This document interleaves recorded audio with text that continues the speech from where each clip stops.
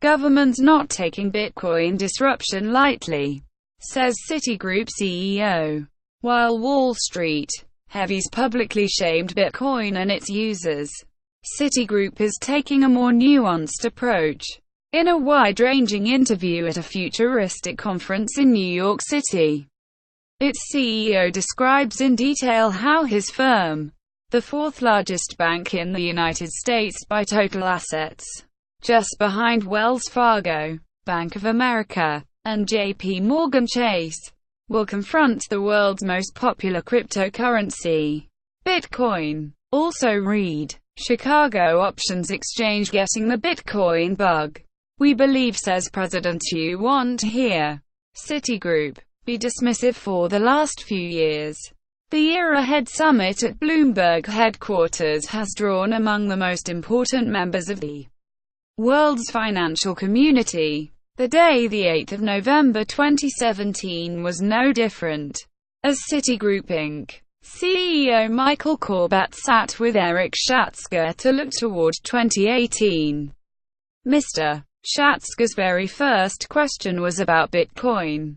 For the moment, stock market valuations, equity prices, treasuries, the overall world and U.S. economies were shoved aside in favor of a topic dominating industry conversation: cryptocurrency. And that's an important point, of course.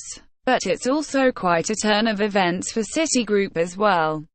It's being invited to the party at all after embarrassingly historic government bailouts to the tune of many billions of taxpayer dollars is itself newsworthy. Even stereotypical welfare queens have more shame, it would appear. In fairness, perhaps the older company has learned to eat a bit of humble pie.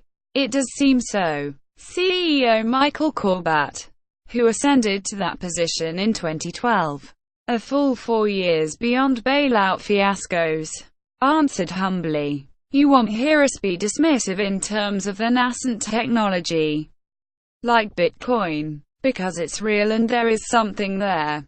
Mr. Corbat assured governments to introduce digital currency. She also expressed the thought he doesn't believe governments are going to take lightly other people coming in, such as Bitcoin-related businesses, and potentially disrupting their abilities around data, around tax collection, around money laundering, around know your customer. Mr. Corbat warned, it's likely that we're going to see governments introduce, not cryptocurrencies.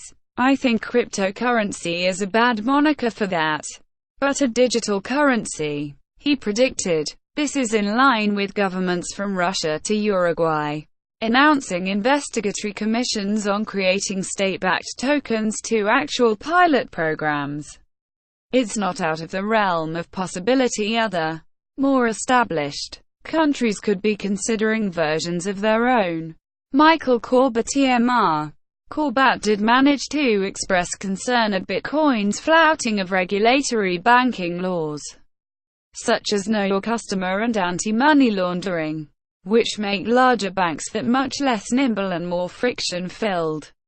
Comparatively, Bitcoin and number 8217's relative anonymity and difficulty in immediately tracing transactions were also areas of worry for the banker. Finally, the Citigroup CEO was asked about the company and number 8217's most famous investor, Prince Al-Waleed bin Talal of the Saudi royal family.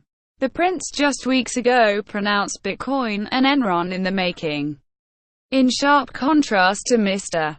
Corbat's present interview remarks. He also discussed the company's position on Prince Al-Waleed's subsequent arrest, stating all the facts had not come in yet and that Citigroup was taking a wait-and-see approach.